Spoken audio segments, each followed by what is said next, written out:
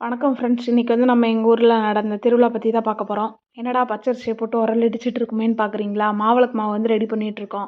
மிஷினில் கொடுத்து அரைச்சும் பண்ணலாம், ஆனால் அதை விட இதுதான் டேஸ்ட்டாக இருக்குன்றனால நாங்கள் இப்படியே சாப்பிட்டு பழகிட்டோம்.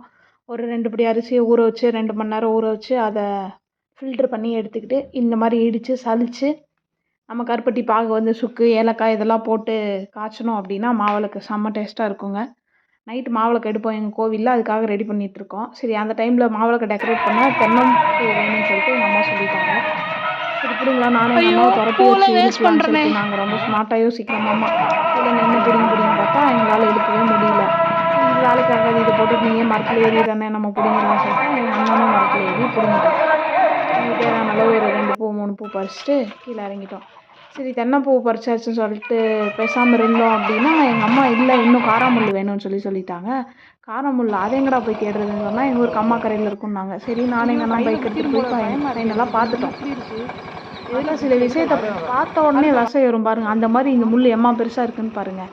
சரி பரவாயில்ல, வெட்டி தானே ஆகணும்னு ஒரு 2 முள் வெட்டிட்டோங்க. இந்த முள்ளை வெட்டுறதுக்கு எவ்வளோ பெரிய அருவா வச்சு வெட்டிகிட்ருக்கோன்னு பாருங்கள். வாழை இலை வேணும்னு சொல்லிட்டாங்க. சரி, தோப்பில் போயிட்டு நல்லா தலைவாழை இலையை ஒரு 2-3 இலை அறுத்துக்கிட்டாச்சு. மாவிளக்கு வச்சு சாமி கும்பிட்றதுக்கு வீட்டில் சாப்பிட்றதுக்கும் சேர்த்தே தான். அடுத்துட்டு வீட்டுக்கு பார்த்தா வீட்டில் எல்லோரும் பூ கட்டிகிட்டு இருந்தாங்க. நம்மளும் ஜாயின் பண்ணிக்கலாம், நமக்கு தான் பூ கட்டுறது ரொம்ப பிடிக்குமாச்சே அப்படின்னு சொல்லிட்டு ஒரு பக்கம் மல்லிப்பூ ஒரு பக்கம் முல்லைப்பூன்னு சொல்லிட்டு கட்டிகிட்டு இருந்தோம். ஒரு வழியாக கட்டி முடிச்சிட்டோம். சீக்கிரமாக முடிஞ்சுது. நீங்கள் கட்டின பூவெல்லாம் ஃபஸ்ட்டு ஊருக்குள்ளே போய் திருவிழா பார்க்கலாம் வாங்க. திருவிழா வைப்ஸ்.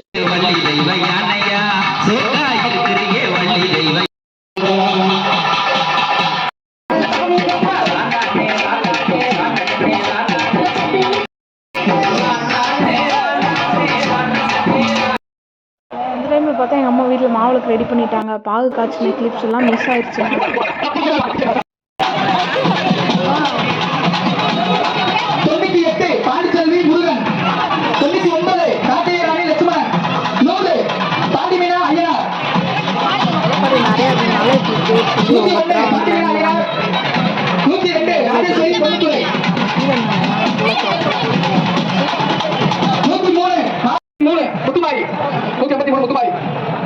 அம்மன் மலைப்பாறையும் கருப்பசாமி மலைப்பாறையும் எடுத்து வளர்ந்துருக்கு.